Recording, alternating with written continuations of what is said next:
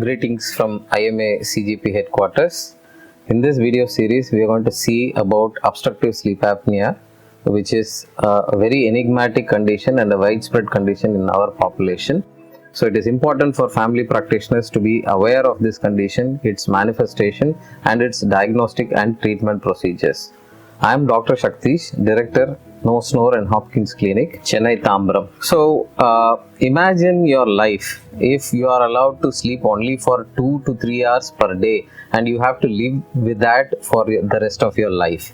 That is how life feels for a patient who is suffering from severe obstructive sleep apnea syndrome. So, you can all imagine the consequences of chronic lack of sleep to that extent. So, that is what this obstructive sleep apnea can do to a person.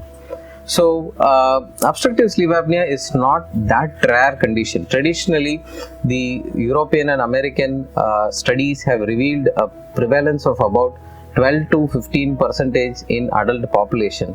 Recently, we have had a study by AIIMS Bhopal, which has revealed that almost 32.5% of average Indian adults suffer from moderate to severe sleep apnea, and most of them are undiagnosed or untreated. So that is a very huge number. We are looking at 1 in 3 adults suffering from obstructive sleep apnea syndrome. So we have much to do in that aspect as family practitioners. And movies have taken note of this condition, and there has been several good movies on this regard. Just to name a few, A Good Night and Dear, movies which have recently revealed, which have portrayed the social impact of this condition in a very vivid manner. So it is important that as doctors we take note of this condition and do something about it.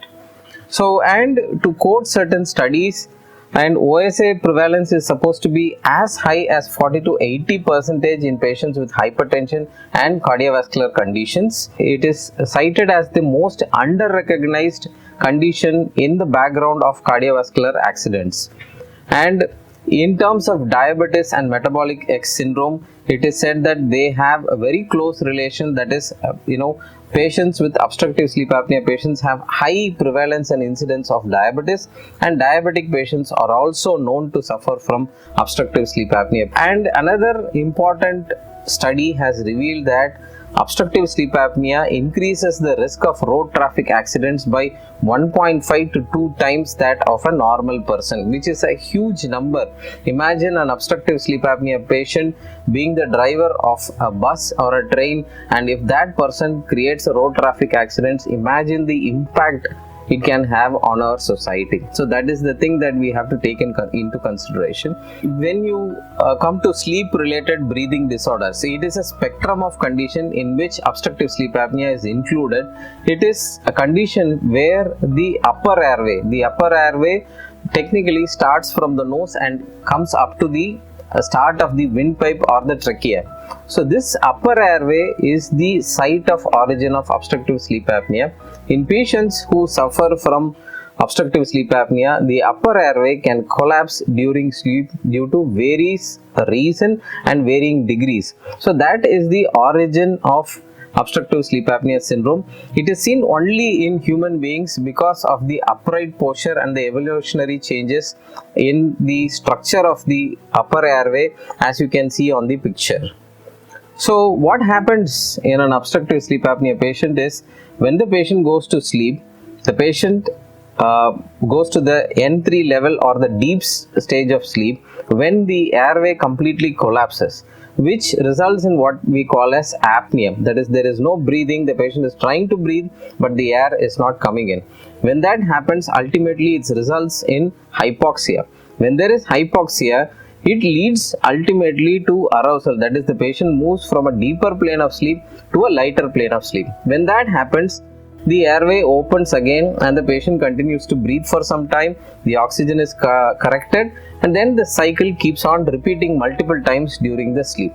That results in the pathogenesis of obstructive sleep apnea syndrome. So there are various reasons why a person's upper airway could collapse during sleep. There has been 4 reasons which have been identified.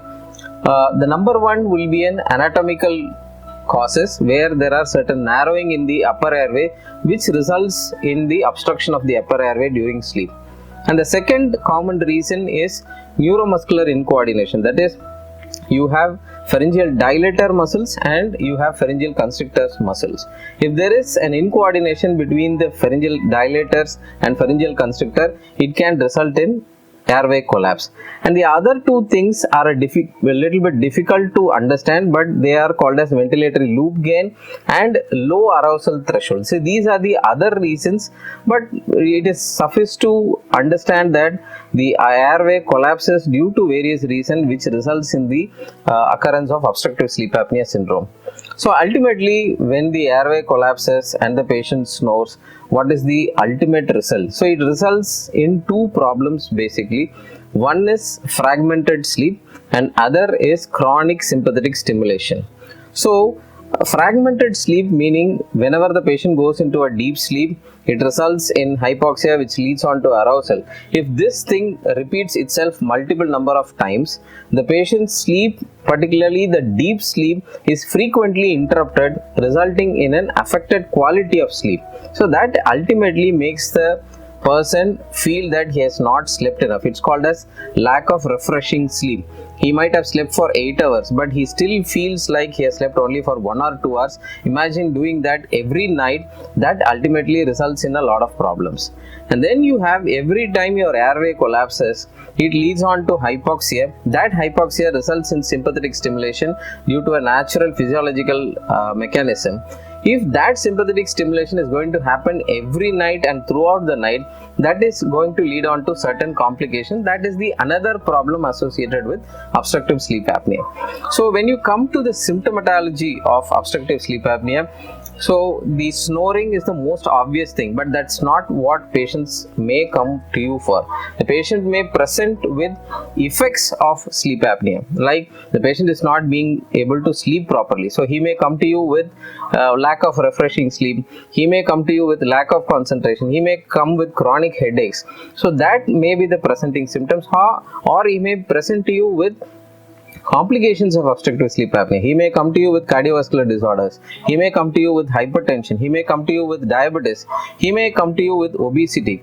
So all these things can be the presenting symptoms. So it is very important as a family practitioner to be aware of the various presentations it can come to you with. So it is important as a family practitioner that you identify and pick up these patients and refer them to specialists so that they are diagnosed and treated properly. So investigations, what happens once you identify and suspect that the patient might be having obstructive sleep apnea syndrome, what you are supposed to do? There are various simple questionnaires available on the internet.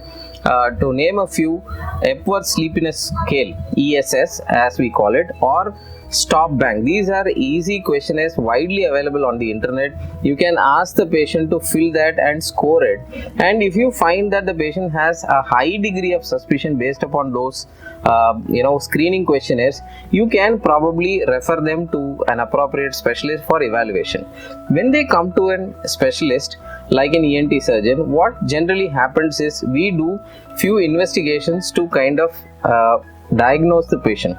There are few information that we need. Number one, we need how severe problem the patient has and what is causing the problem. These are basically the main information that we need. For that, we do what is called as a polysomnography, which tells us how much problem the patient is having.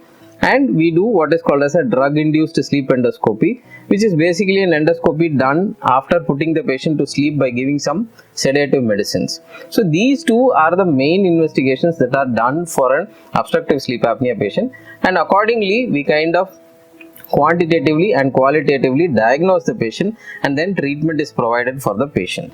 So when it comes to sleep study or polysomnography, you have very simple devices easily available and accessible, like a level 3 sleep study, for which the patient does not go to a sleep lab. The test is done at the patient's home, and which can easily give us an idea about how severe the patient is, and then the sleep endoscopy has to be done in a hospital setup.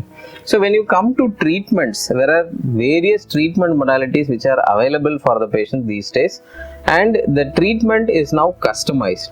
There is no one size fits all treatment for obstructive sleep apnea. We have to exactly know the patient's problem and understand it, and based upon that we have to provide the patient a tailor-made solution for his condition. So various treatment modalities include CPAP, continuous positive airway pressure, and there are upper airway surgeries which can give relief to certain subset of patients.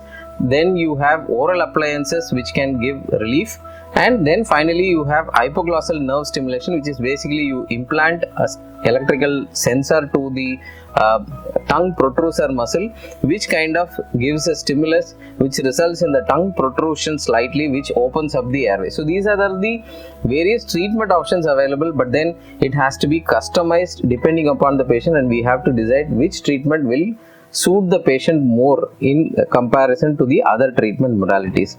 So these are the major treatment protocols for obstructive sleep apnea. And finally, to sum up, it is a condition which is widely prevalent in our country, and it can cause a lot of loss in terms of productivity and morbidity. So it is important for every other family practitioner to be aware of this condition and its diagnosis and treatment, and together we can really make a change to our society by treating this condition. Thank you very much.